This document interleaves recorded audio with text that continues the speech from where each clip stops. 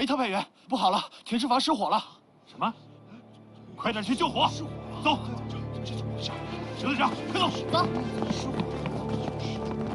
怎么办？别急，我自有办法。报告！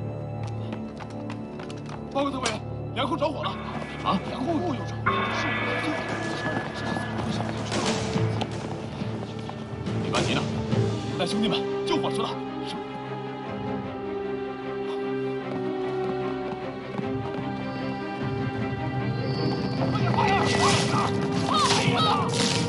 快来人呐！啊！粮库也着火了！你大点声，我听不见。粮库着火了！啊！怎么办？粮库也着火了！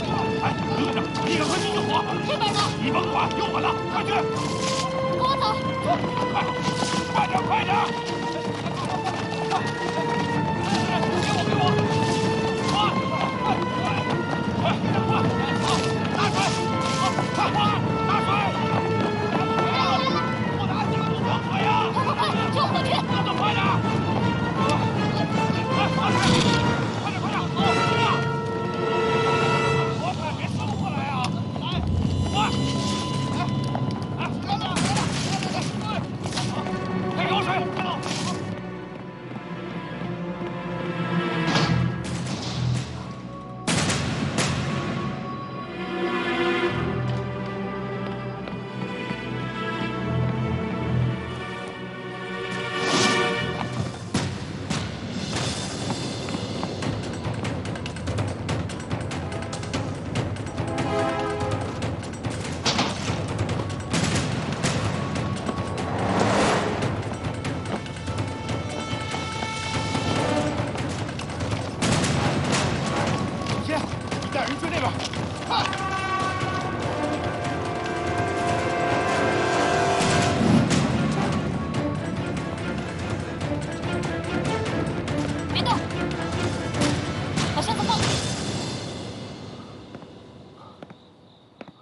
把箱子放下，快！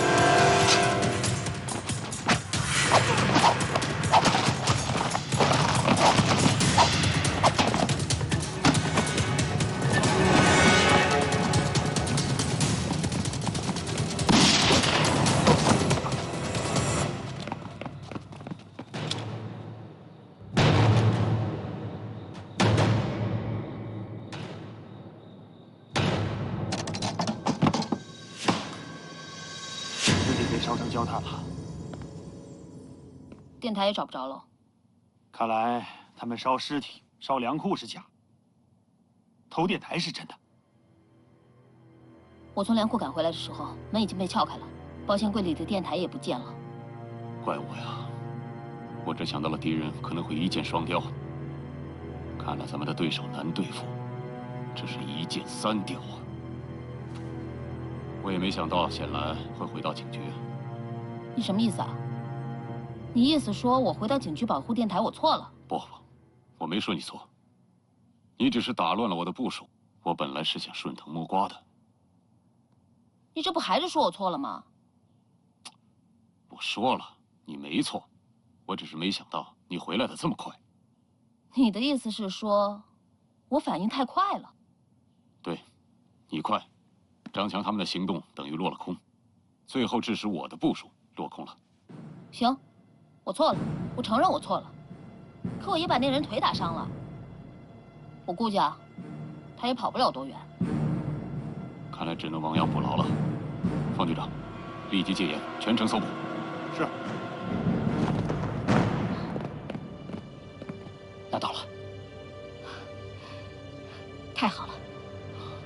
粮库呢？颗粒无存。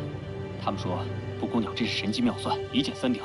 这是我们到秦龙城跟苏贵联手打赢的第一仗。一箭三雕，其实有用的是一箭双雕。太好了，粮食没有了，他们的心就慌了；电台拿到了，我的心就不慌了。停尸房那把火烧的意义不大，不过主要为了扰乱他们的视线。可电台怎么了？里边的重要零件被卸走了，完全不能用。不能！什么一箭三雕？电台等于没拿到。那黑三怎么办？留着他，搞不好是个祸害。他不认识你是谁，留着他还有用。那电台呢？再想办法吧。现在全城大搜查，通知大家，不要轻举妄动。我跟小金分别一直跟着他们，走了20里山路。我们跟他们来接应的人接上了火。为什么接上火了？我不是叫你们不到万不得已不要开枪，要找他们的老巢吗？哎呀，是他们先开的枪。特派员，他们的火力特别猛。对，他们人数不多，但是战斗力特别强。我判断有可能是日本人的特遣队。有伤亡吗？我们的人死了5个，伤了6个。又是日本特遣队呀！你们还记得吗？上次在浮桥上想炸军火汽车的，就是日本特遣队的。他们究竟来了多少人呢？这次被你们打死的，是上次残存的，还是新来的？他们来了多少人？目前藏在哪？下一步准备干什么？我们都不清楚。我担心的就是这个，所以我们俩赶紧回来向你报告。这消息很重要。我们是有点低估了对手啊。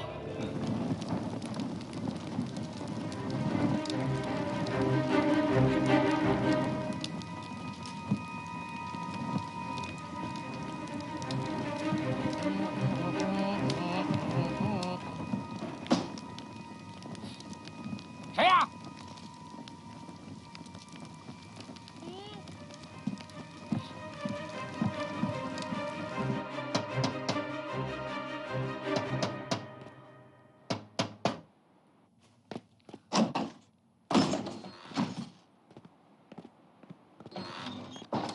是不是有什么新指示？进来说。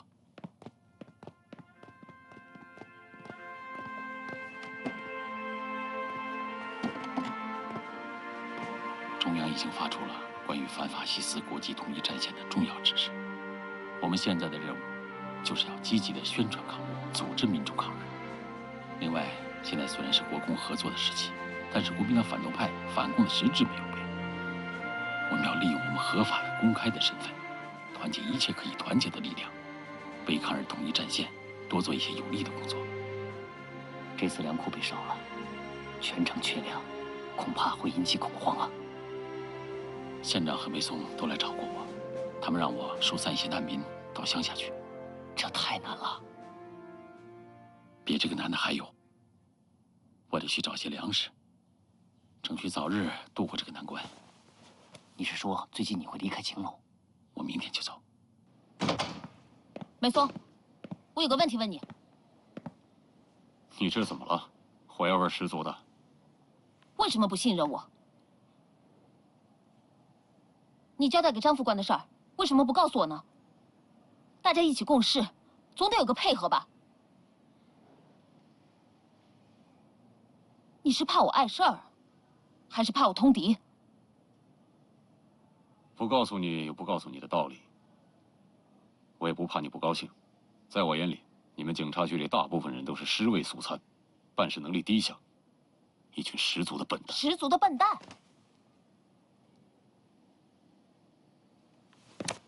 也包括我吗？给我，也差不多。你案子发生这么多天了，你们有进展吗？一有事情就知道往前冲，往前冲，腿脚用的多，脑子用的少，有勇无谋，这不是笨蛋是什么？你也算不上聪明。回到秦龙这么长时间，你有什么建树？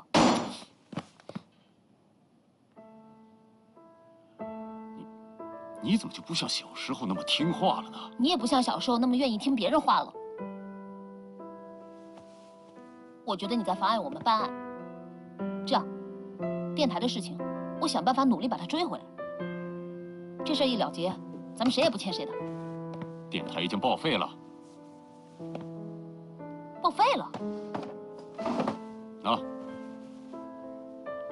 没了这个，小鬼子就无法发报。这个是电台里面最重要的部件。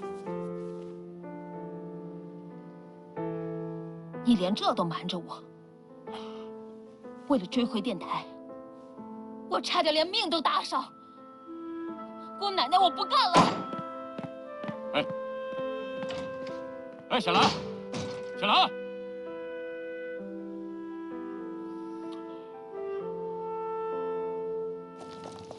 大当家的回来了，回来了。哎，怎么样？有个事儿。哎，什么？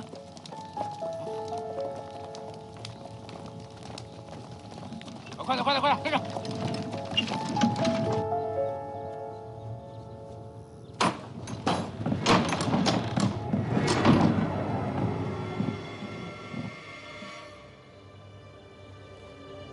你一个越狱的死刑犯，你敢往这儿跑？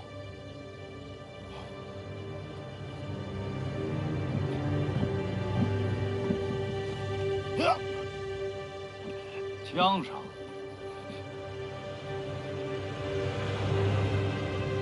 刚打的。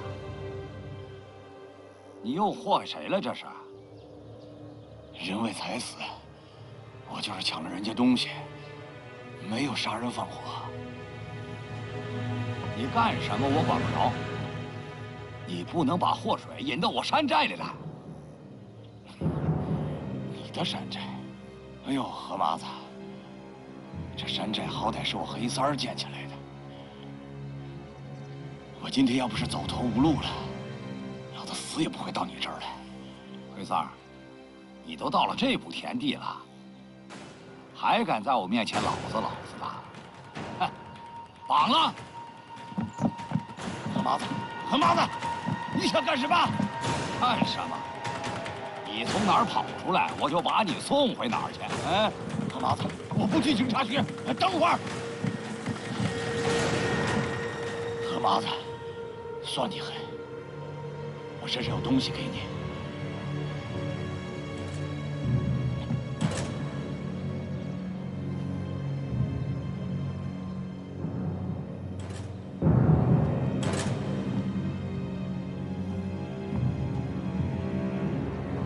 我可以不报官，但你必须马上离开山寨。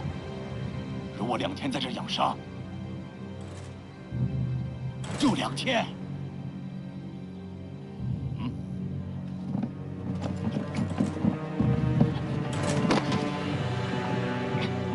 何麻子，何麻子，你别把事做太绝了。何麻子，请个郎中给他看看吧。啊，哎。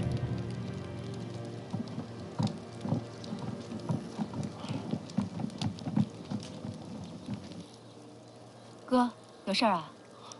黑三儿来了，在哪儿？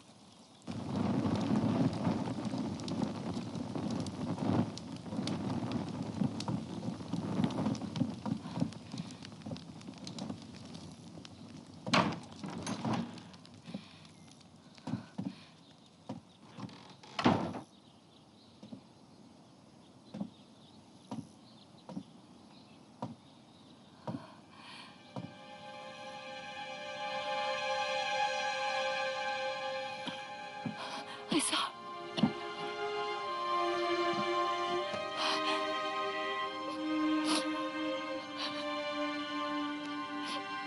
真的是你！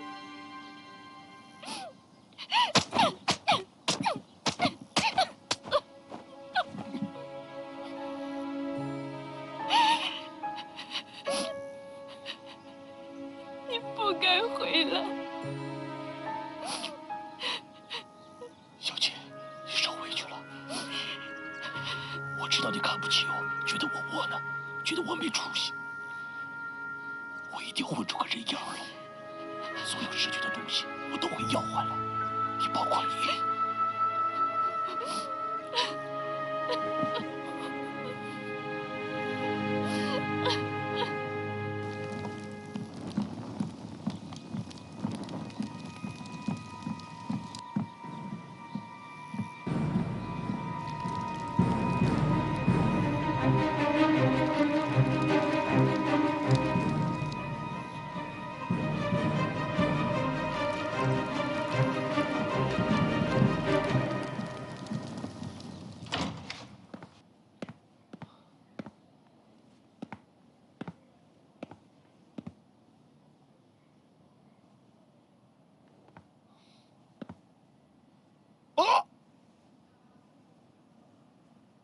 特派员。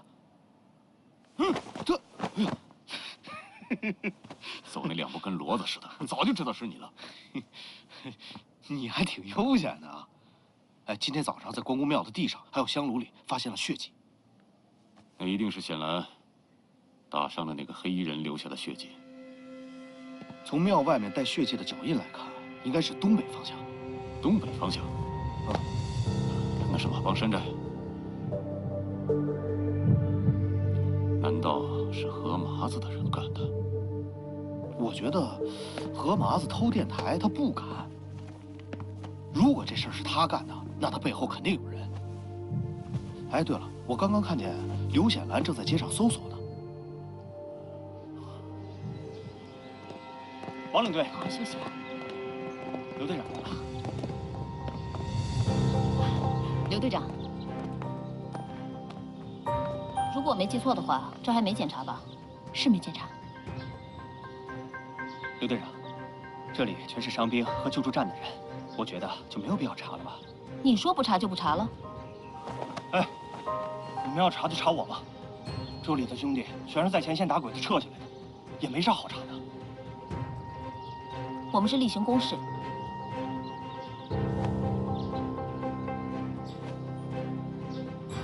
这样吧，刘队长，我们配合检查，请吧。搜。特派员，上次搜查的时候，计生诊所可没搜啊。为什么？计生诊所刚开业2个月，当家的苏大夫又是祁县长引荐的，虽然时间不长，可是在当地的口碑还不错。看来这个诊所还是挺有背景的。祁县长的面子，我们不能不给呀。既然要搜查，就不能留下任何蛛丝马迹。要是秦县长的人，就更应该配合我们调查了。是啊，话是这么说，可是祁县长，我可得罪不起呀。这是例行公事，有什么得罪不得罪的？万一出了事情，方局长你担待得起吗？是。最近县里的几个案子可以合并调查，尽快结案吧。是。需要多长时间？哎呀，案子的事儿不好说呀。10天。好，就10天，就算你立下的军令状。是。队长，你怀疑救助站有问题啊？我觉得王雅琴很可疑，可是我们刚才什么都没有搜出来。他是从国外回来的华侨，我们总不能到国外调查吧？你呀，老说不到点儿上。我要是没猜错，你心里觉得不舒服吧？舒服？谁说我不舒服了？我就是生气。我生气，梅松什么都不告诉我。救助站有没有问题，我们得赶快弄清楚。这事儿开不得玩笑。现在特殊时期，什么可疑地点都不能放过。浮桥现在暂时安全，我最担心的就是24道拐，那里的地下十字所还有美军的加油站，你是不是怀疑敌人已经开始行动了？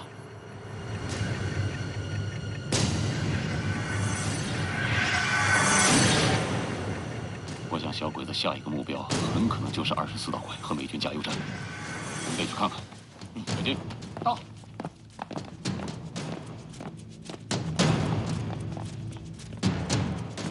特派员，怎么消气了？我是要汇报情况的。什么情况这么严肃啊？据我所知，秋香院有个叫香菱的妓女被杀了。谁干的？报案的人说，当时这个妓女正在等她相好的，可她相好的来，她已经死了。这个叫香菱的，她的相好的是什么人？叫马武，事情一出就跑了，无影无踪。这个案子谁在负责？刑侦队的李代江。告诉他，让他尽快查清这个人的来历。是。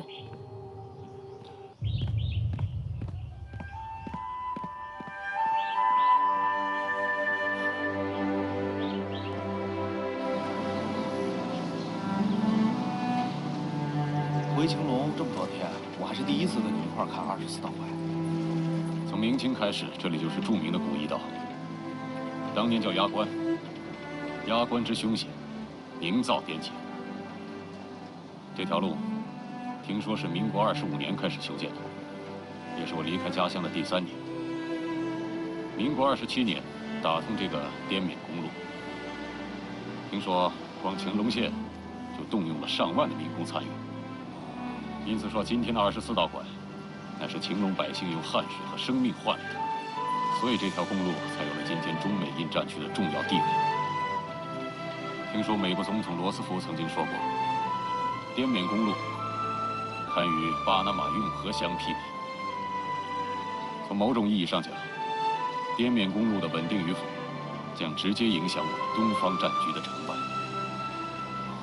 自古乾隆就有前之父母，滇之侯的称谓。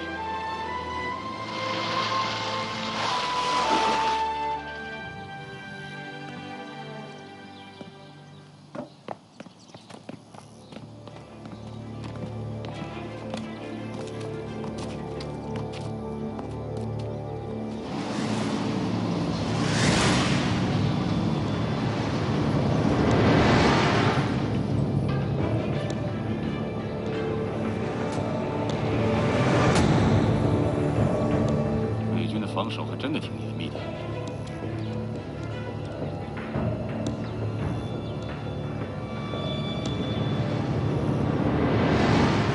严密点好啊！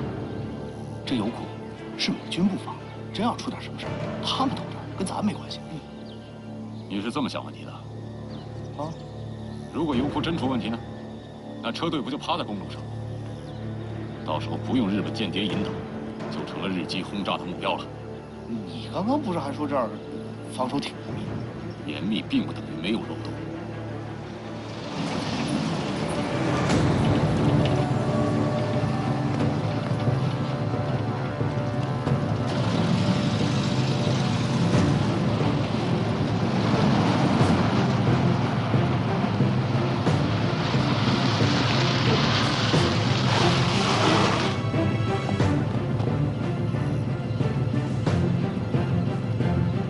要进去 No, you can't get in.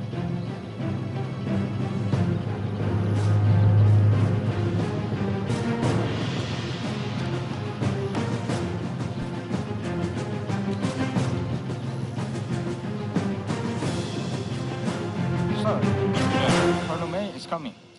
Okay, let him in. 哎，梅上校，约翰少校，请坐。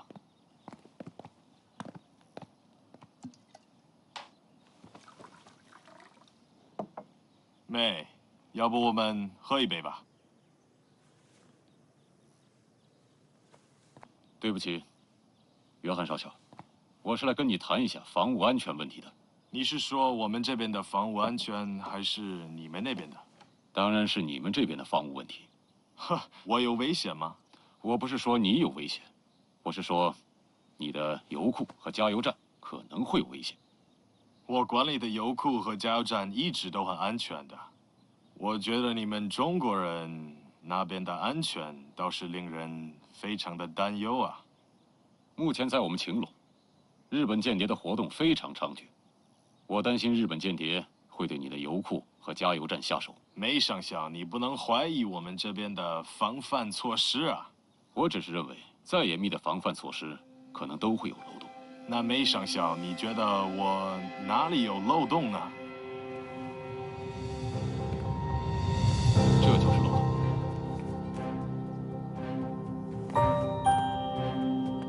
这个东西不是你们中国人核发的吗？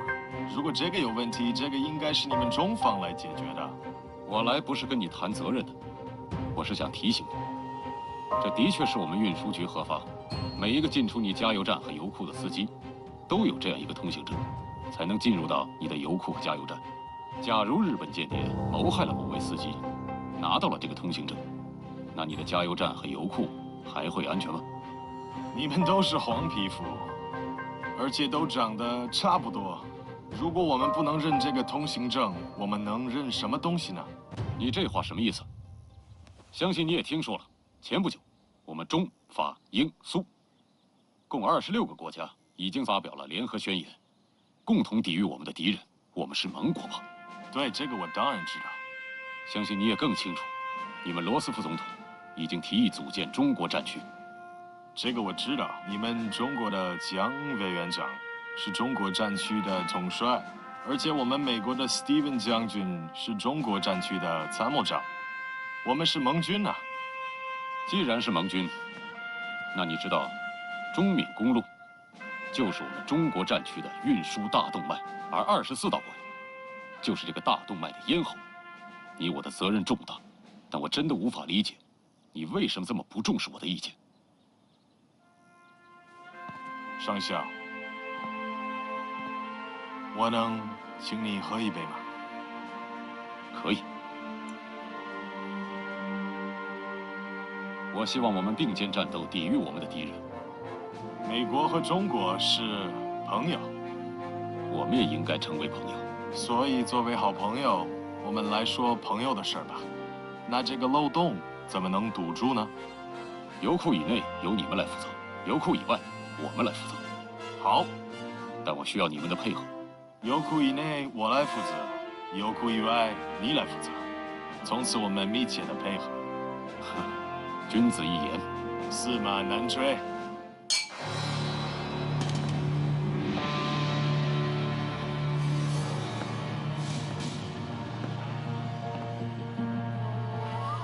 君のあの切り札、各校から音沙汰はないのか。坂田は彼女がすでに陳論に入ったと言っています。結果が出なきゃ何の意味もないんだよ。閣下、自分はまだ彼女を信じております。各校なら必ず敵の急所をさせるはずです。じゃあいつになるんだよ。早急に。きっかりと期限を切れ。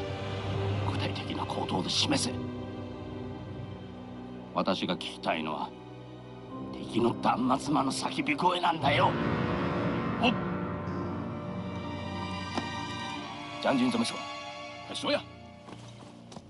接到了委员会他们那边的郑重答复，封锁委员会严令，必须尽快破坏24道拐和浮桥。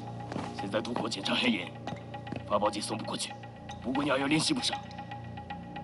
没有不过鸟24道拐就不战了吗？我半天的计划就毫无意义，没有价值了吗？眼看着大好的机会就白白错过了吗？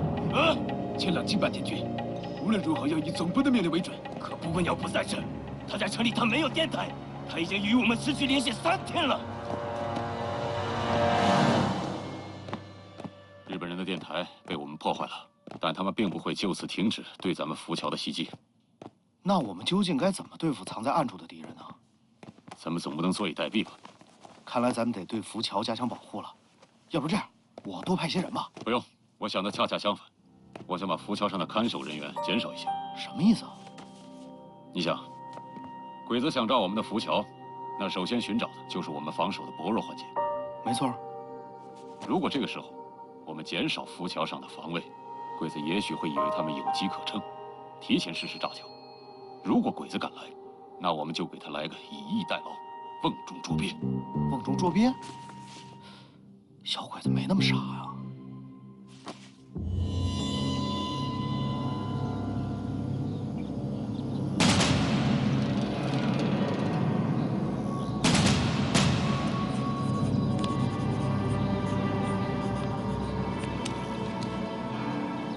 这样严密的防守，我们根本就无法接近啊！我看我们可以选择在车上做文章，劫车引爆。你看见宪兵了吗？所有车辆接近浮桥之前，都要经过严密的检查。即便中途接了弹药车，也派不上什么用场。那我们怎么办？我们总不能天天拿着望远镜去看着他们吧？不要着急，中国有句古话说得好。心急吃不了热豆腐。我们特遣队不打则已，要打必须有准有狠。是，我一直抱着逼死的决心。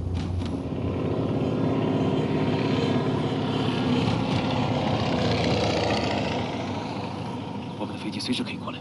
你看见那里的情况了吗？如果那么容易引导，那还需要我们特遣队跋山涉水来这里干什么？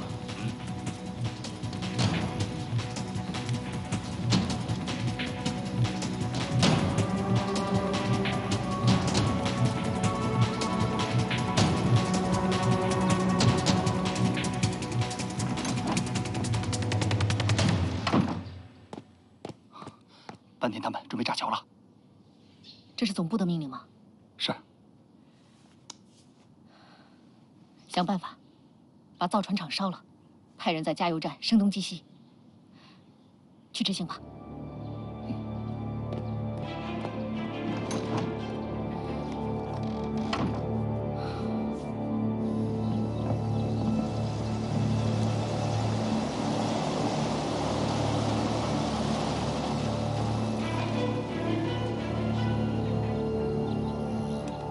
Lieutenant, what do you think they're up to? Major, are they picking mushrooms? The mushroom here is very delicious. I don't know, Lieutenant. It doesn't look like they're picking mushrooms. Take a few men and check it out, and report back to me. Yes, sir.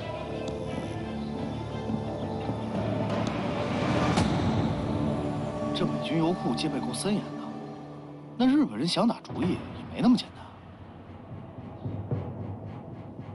李万吉，说说你的看法。那儿戒备森严，我是知道的。还有就是要保障这条交通运输线的畅通，这个加油站非常重要。敌人的飞机暂时威胁不到咱们，因为咱们这毕竟是大后方，即便来了毁路炸桥的，也早被干掉了。没错，没错，没错什么？要我说，你们俩一点未雨绸缪的意识都没有。谁说美军加油站就绝对安全了？你们俩想问题是用脚去想的吗？我们稽查处的责任是什么？保桥护路。在此前提下，我们可以用任何手段和一切力量来保障。记住，无论是谁，不管他是什么身份，只要妨碍了我们保桥护路，我们就坚决地把他清除他。Major. Lieutenant, how we doing out there? There's no problem, sir. No problem? So they're out there picking mushrooms, right? I don't know. When we got there, they were already gone. Lieutenant, that means there's a situation. Listen, if they're gone by the time you get there, that means they're trying to avoid you. There's something fishy about this, you know that? I think what Colonel May said about the Japanese is probably right. I just don't know. Major, I don't think we need to report this. I see peasants who come here to pick up mushroom all the time. In this kind of situation, I think the only thing we can do is step up our defensive measures. Lieutenant, why don't you take 3 or 4 men and start patrolling the perimeters of the base? If you come across anything suspicious, you interrogate them and report back to me. But Major, didn't Colonel May say that we're only responsible for inside? Listen, Lieutenant, at a time like this, there is no inside or outside, okay? If anything happens to this fuel depot, it's you and me who's gonna be in that military tribunal tomorrow. Yes, sir. Thank you. Oh, Lieutenant. Yes? Please get in contact with Colonel May. I need to see him right away. Yes, sir. 今晚我准备抽调守卫盘江浮桥的部分兵力，去守卫加油站以及油库。是。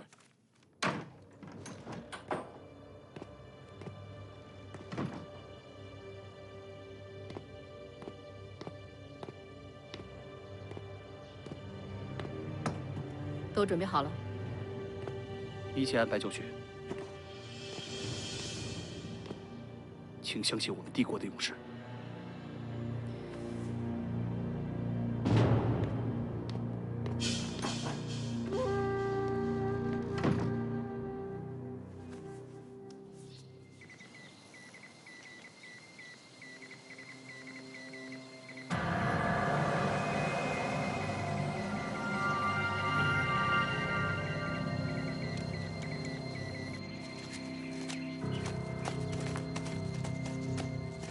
李万吉，注意一边。不管什么情况，都必须坚守这里，一动不动，给我盯死了。是。没有发现目标，千万不要轻举妄动，一定要确认油库方向有枪声，你才可以出现。是。所有人都不准随便乱动，以免暴露。放心吧，长官。交给你了。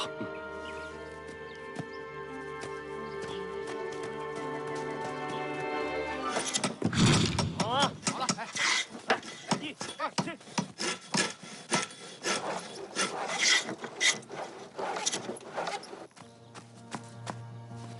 ちゃんと見えたか？何人いる？兵隊が3人見えましたが、中にまだいるかもしれません。このまま見合って全部で何人いるか確認するんだ。はい。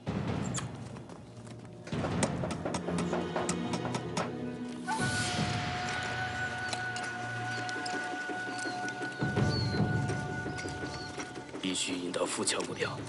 はい。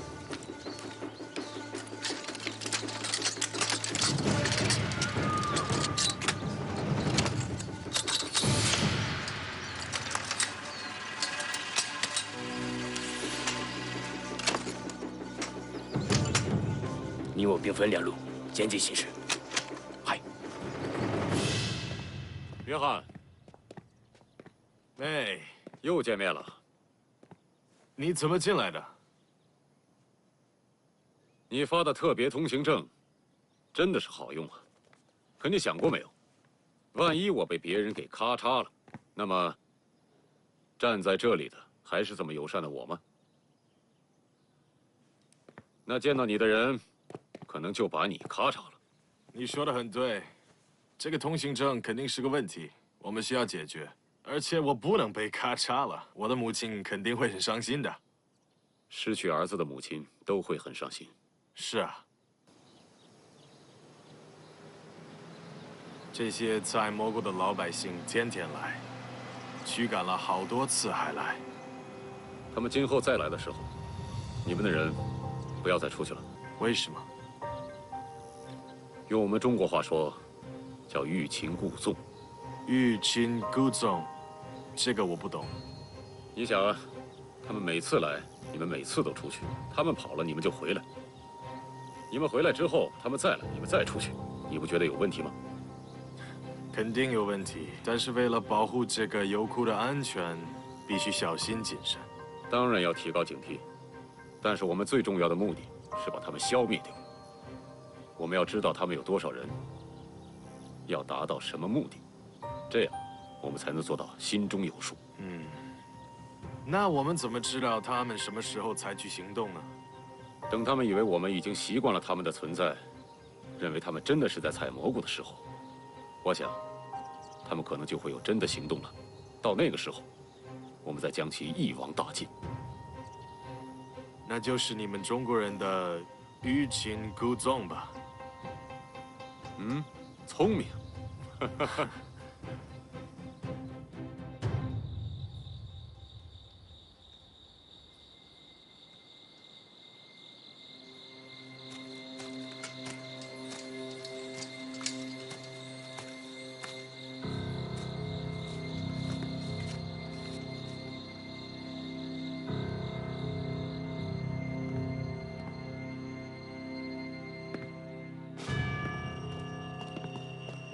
特派员，没动静。不正常啊！不正常，我得马上去富桥。告辞，走。是，好。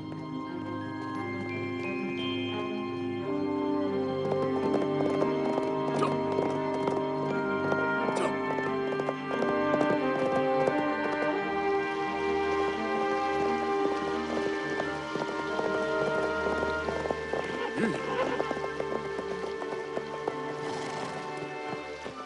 团长，你怎么回来了？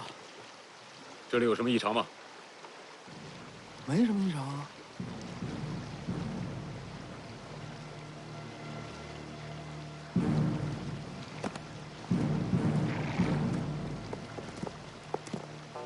车都快到了。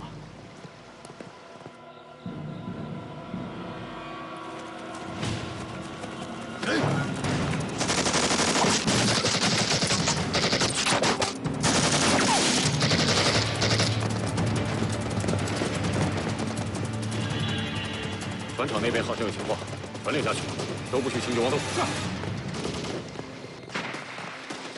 You guys, be prepared. Defend enemy's attack at all cost, no matter what. Get out there. Yes, sir. 油库那儿没枪声，我们不要动。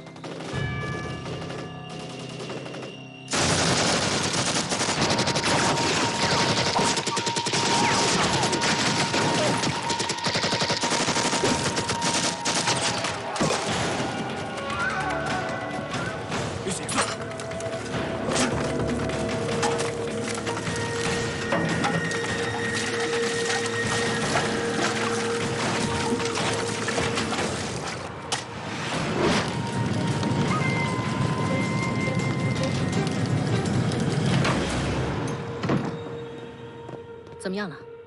造船厂动手了，他们有没有增援？暂时没看见什么动静，飞机已经出动了，就看坂田他们了。万一不行怎么办？想想别的办法，必须要炸了浮桥。时间到，宝宝，嗨，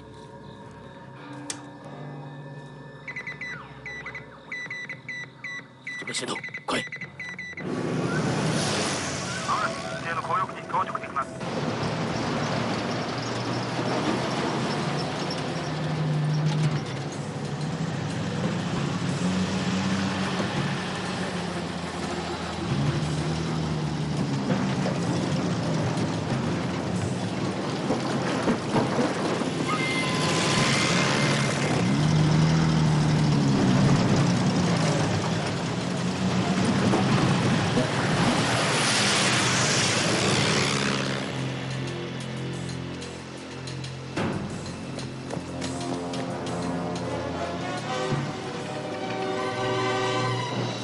敌机，快打警报，让所有车辆把灯关了。是。啊！我这辆车，让车把灯关了。知道。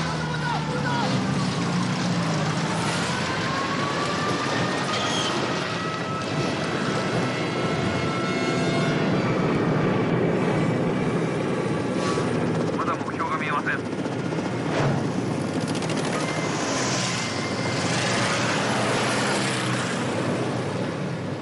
向南门射击，我的引导。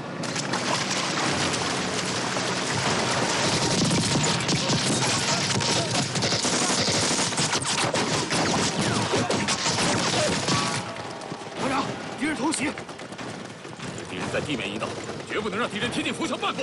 是。小心，是，过来。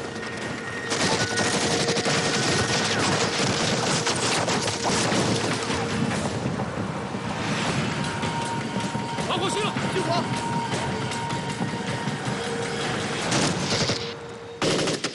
小心，过来。是。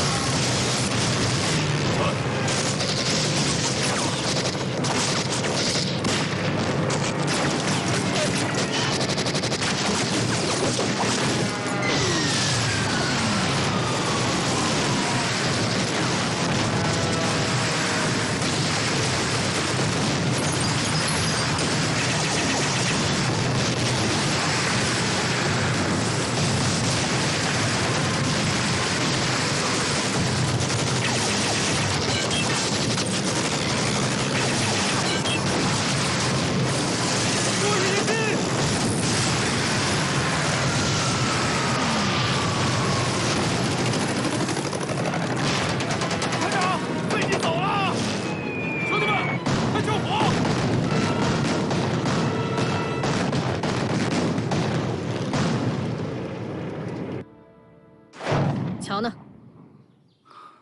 还在。船呢？烧了。我已经把梅松的注意力转移到了美军加油站和造船厂。坂田还是没能引导飞机把桥炸了，无能。不过，我们已经把船都烧了，还是有点成果的。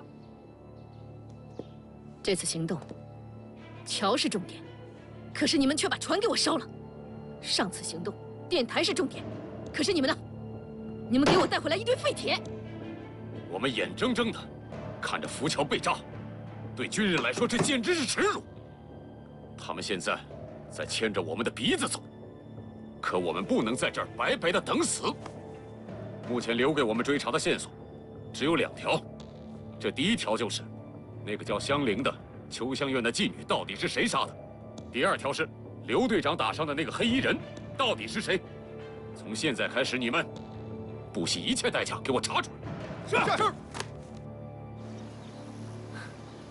在这吧，看起来很不错。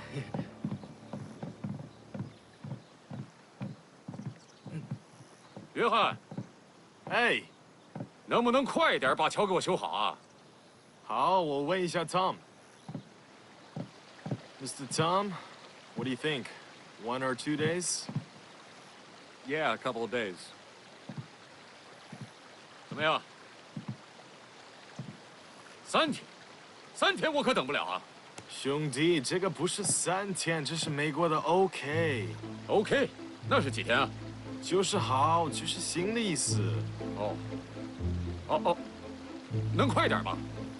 如果要快点的话，你就把这个摩托车送给我，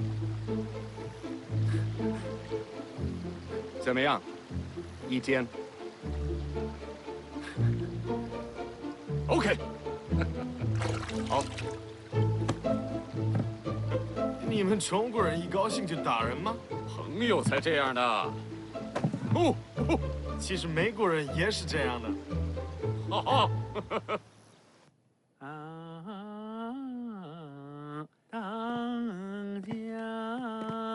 方局长好雅兴啊！哦，没特别远。您来了。我来问一下案子的进展情况。有点进展。那说说吧。哎，您请坐。李代香，李代香，哎，局长，快！局长，哎，刘队长呢？不知道啊。这样，你快跟特派员汇报一下案子的进展情况。秋香院的案子？对呀。据秋香院的妓女所供，香菱死的时候，在走廊里发现一个黑衣人。还有一个黑衣人？是。马武是不是杀人真凶？我们还得进一步调查。那个叫马武的被警查清楚了。据秋香院的老鸨所供，马武就是越狱死刑犯黑三儿。你们立即通缉黑三儿。是。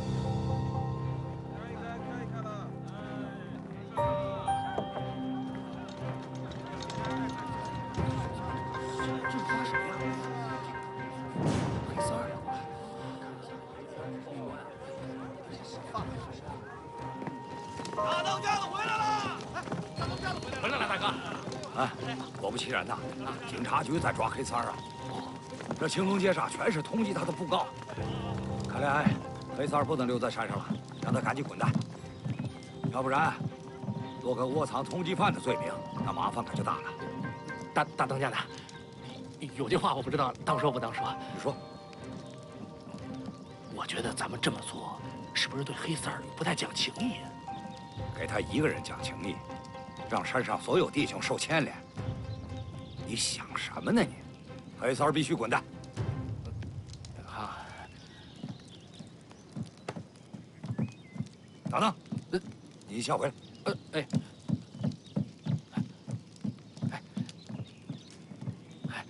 还有什么事儿？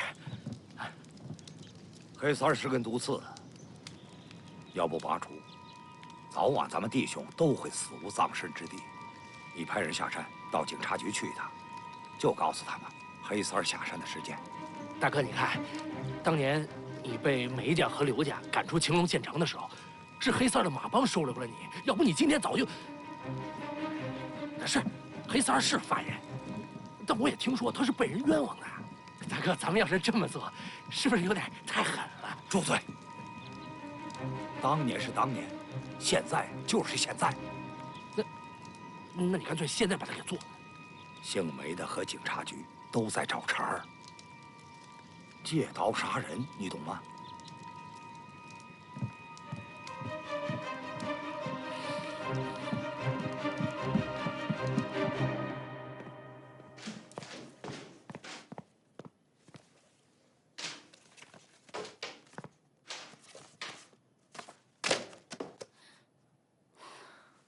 队长，这案情这么复杂，你心烦也不是办法。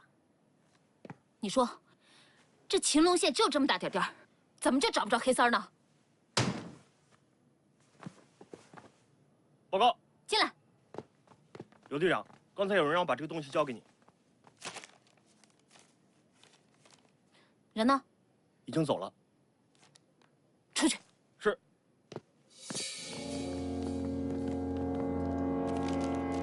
黑三今晚离开马帮山寨，这不会是真的吧？宁可信其有，不可信其无。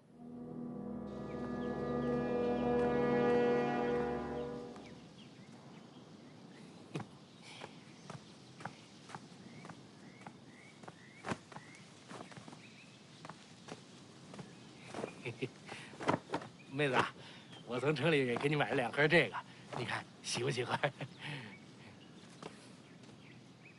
你真的去警察局了？啊，怎么了？哎，怎么了？你说话呀！怎么了？你怎么那么没良心？人家黑三儿当初对你可不薄，他是被冤枉的。你那么着急干嘛呀？他要真是被冤枉，到了警察局那说不准更安全。道上的事儿也不好说。从古至今，冤死鬼、屈死鬼多的是。可我心里觉得，见黑三儿的。行了行了，别哭哭啼啼的，让何妈妈看见怎么办？还想不想在山寨上待了？拿着。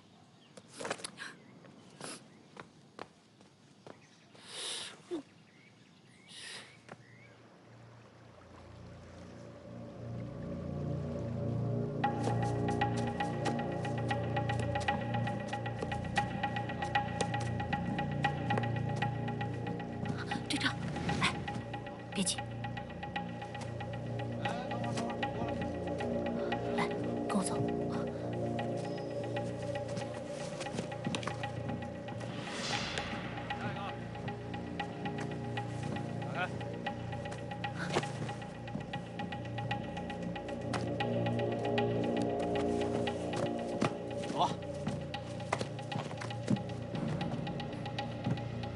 上。别动！别动！哎，不许动！别动！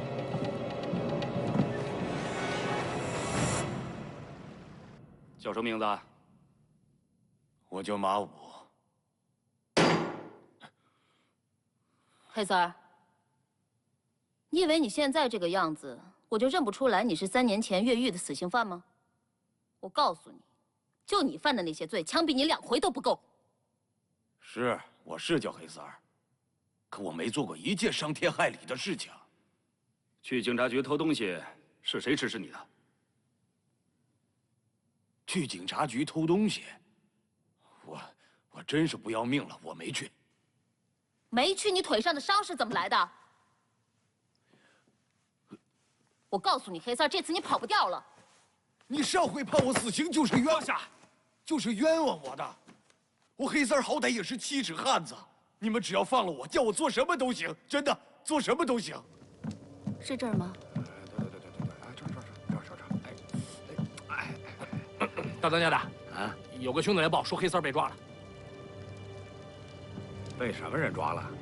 说没看清楚，穿什么衣服？是警察衣服还是宪兵衣服？说是穿老百姓的衣服。幸亏你把他给撵出去了。我让你给警察局的信儿，你送到了吗？妹夫，你怎么就那么信不过我呢？信儿我肯定送到了，我卫毅从来不乱规矩。我不信谁，我还不信你吧？下去吧，下去吧。上来，上来。谁让你偷的电台？我只知道交代我事儿的人说到什么地方，那东西长什么样，东西放在哪儿，那东西到手之后给我多少钱，其他我什么都不知道。是本地口音吗？本地口音倒是不像。如果让你再次听到这个声音，能不能听出来？应该能够听出来，应该能够。哎，长官，哎，长官，坐下。该说什么我都说了，长官，该交代的我都交代了，长官。特派员，刚才我都听到了，对这个黑三儿一定要严加看管，没有我的批准，任何人不准再提审。另外，他的膳食也要有专人负责。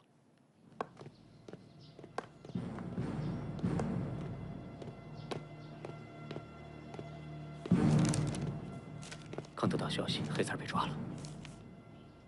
不要慌张，他们现在怀疑不到我们，让他们折腾去吧。我们现在的任务是电台。我明白你的意思了，我直接去办。这个不用你操心，交给我来办，我亲自出马。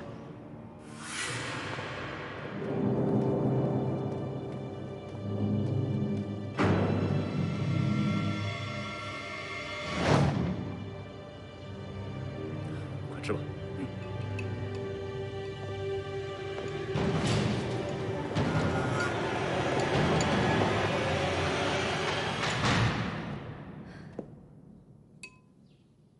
特派员，我到处找你，有事儿？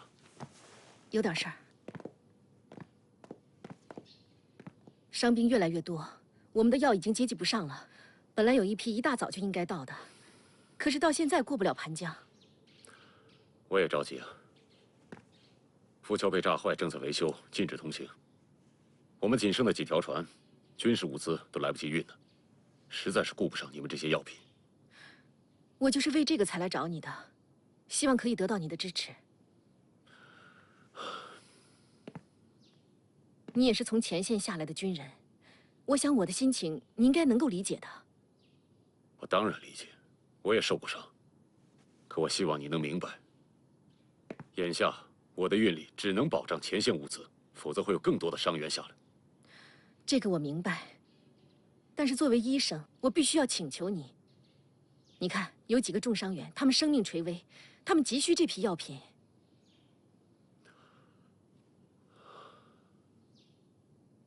我很想帮助你，但是我真的无能为力。你这么说，我真的太失望了。你也太冷漠了吧？我真的是没办法。你也是带兵的人，爱兵如子，这个道理难道你不懂吗？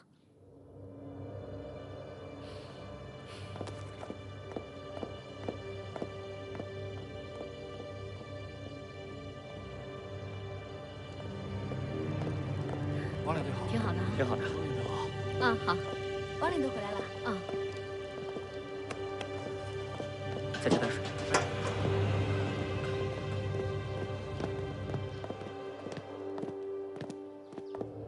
允许我们过桥吗？那怎么办？没有电台，我们就没有办法直接传递消息，致使我们的行动也会受到影响。我也没有想到，我们的敌人会这么难对付。那就杀了那个姓梅的。杀了姓梅的容易，他们还会再派其他人过来，说不定更难对付。是啊，您现在起码能接近他。我再想想其他的办法。布谷鸟下了命令，必须弄到电台。你说说看，有什么办法？你说话呀！办法倒是有一个，但是没有十足的把握。这都什么时候了？快说！可以找何麻子。何麻子是谁呀？马帮山寨的寨主。马帮山寨的寨主，他们能帮我们？何麻子这个人认钱不认人，只要给他们钱，应该没问题。只要给他们钱就能办到吗？马帮的东西一样要盘查，能过得了关吗？烟土也是禁品吧？他们一样运，没有什么他们不能运的。再说了，我们不会告诉他们我们运的是电台。只是这样做，我们太过冒险了。这样做是冒险，但我们只有这条路了，铤而走险。等前线的军火能等得起吗？报告，特派员王领队找您。好，我告诉你，这是死命令，必须保障军用物资先行，否则军法从事。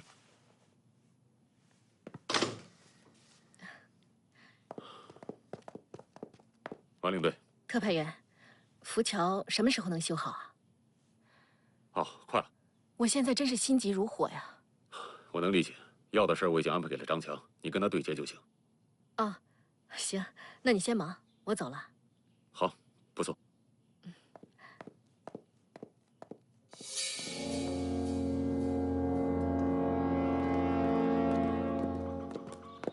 行，所以这浮桥呢是我们的重点，明白了吗？张副官，哎，你先下去吧。是。有事啊？特派员给你打电话了吧？哦，他是给我打过电话，但是现在是这样，王领队，你过来。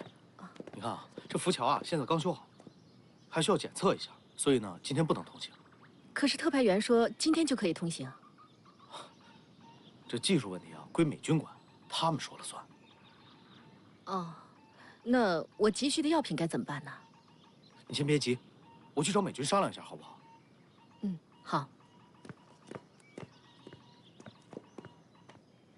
等一下，等一下，一个一个来。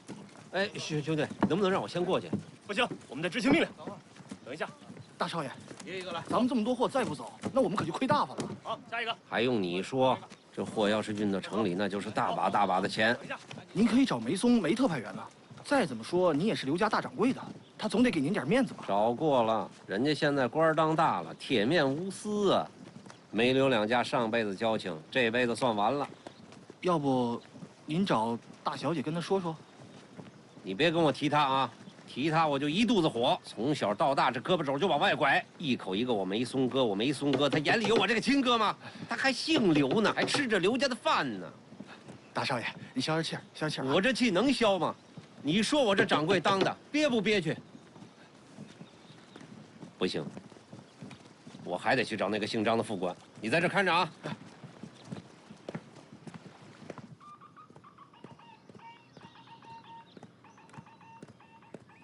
张副官，张副官。哟，王领队，没想到在这儿碰到你啊。我也没想到啊，在这儿能碰到刘掌柜，幸会啊。幸会，幸会。哎，王领队，你怎么了？哎，你先等会儿。王领队，你的货物一会儿就可以装船了。谢谢你啊，张副官。那我先走了。好，好，好。那我的货呢？你的货跟他不一样，排队了。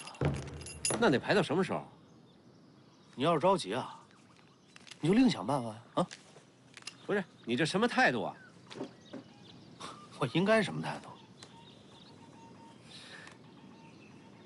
平时老看我跟你们特派员较劲是吧？以为我们俩怎么着了？我们刘梅两家是世交，我们俩是兄弟。哦，这样，你把你们特派员叫来，我跟他有话说。刘少爷，王领队的要吧是急着运武去救人的。你说你那货即使晚过去了，也死不了人呢。人是死不了，可钱死了呀。一点小意思啊，兄弟，帮帮忙，帮帮忙。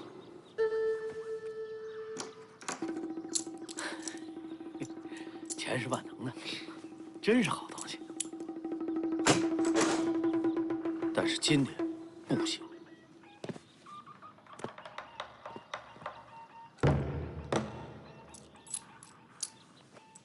跟梅老二是一个德行，行，没问题。你们想卡死我是吧？我告诉你们，在晴隆这个地方，你们想都别想。这钱也赏你们了。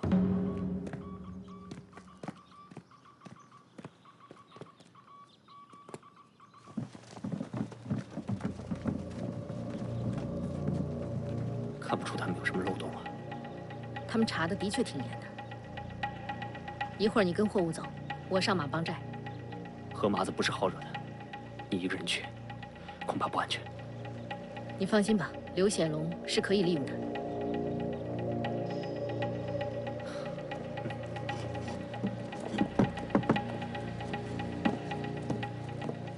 哎，客官慢走啊，下次再来。哎，请。小二，哎，来了。哎，王领队。哟，刘大掌柜的。来，坐下一起吃吧。啊，好好好。小二，再拿一副碗筷，把你们店里所有最拿手的菜都上来。哎，客官，您的筷子。哎，谢谢。酒杯，慢吃，您二位。哦，刘大掌柜好兴致啊。人生嘛，理应如此。来吧，王领队。哦，干杯。我想去找何麻子。那你想去找何麻子？啊？那这个危险太大了。怎么了？你还用问？你去青楼随便找人打听打听，何麻子什么人都知道。他肯定会把你当压寨夫人扣下来。有那么可怕吗？你说的我好害怕。对呀，太危险了。那我必须去找他呀。刘大掌柜，你看啊，我这药品吧，这一批一批的，总不能我自己去运吧？对啊，这不能自己运，你得想办法。你这梅老二你找过了是吧？啊，你找过了一次，不能再找了。梅老二是什么人呢？小人。情谊他讲吗？不讲。朋友呢？朋友他讲啊？不讲。那你真得想想别的办法。这怎么想办法呀？那只能去找何麻子。可是你又说危险，你说，哎呦，我怎么办呢？怎么办？好办。危险，那得看谁跟你去了。有我刘显龙，什么事儿都不会有，什么事儿都不会有。来，喝一个。来。明天，就明天，我跟你一块儿去。谢谢你啊，刘大掌柜的。真能闹，这点小事都谢。欢迎二位光临小寨。刘大掌柜，有什么事儿，你尽管吩咐。你的事儿不就是我的事儿吗？这王领队呢，是我的好朋友。那你这价钱，我的面子你得给吧？那是，那得看王领队走的什么货呀。王领队还能走什么货？要啊，那就是普货呀，那就按普货价收呗。何寨主，这运货有什么区别吗？运什么货不一样吗？啊，对，你不是道上的人，跟你说了你也不懂。其实没事儿，王领队都是咱们自己人嘛。告诉他，王领队，你不会去告密吧？我告什么密啊？我什么都不懂。现在呢，生意不太好做，我和何大当家的呢，私下里走点私货。哦，私货啊？我听说不是查得挺严的吗？其实呢，只要你的货值钱，有人肯出钱，没有过不去的坎儿。有钱能使鬼推磨。那你怎么不去推没特派员的磨啊？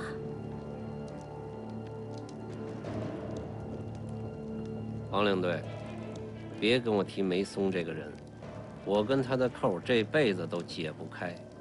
哎，二位，犯不着，犯不着，有生意找我，价格好商量嘛。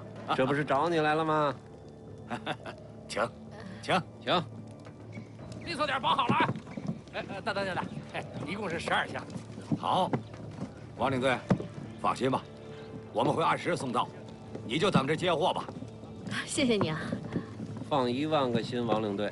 江湖上有江湖上的规矩，他既然收了你钱，这货就是他的命，丢了损了他都得赔。刘大掌柜，你的货在那儿。真不少。何大当家的，这箱货给我看紧了，我花了大价钱，丢了你赔不起。你我兄弟，不妨把话说明白了吧。这批货，咱们都有办法让他们顺利过关，万无一失。要是丢了，我马帮丢不起这个脸。就知道你老哥有办法。这警察局除了我那傻妹妹你买不通，还有谁你搞不定啊？刘大掌柜，你这嘴还是没把门的。警察局我可谁都搞不定。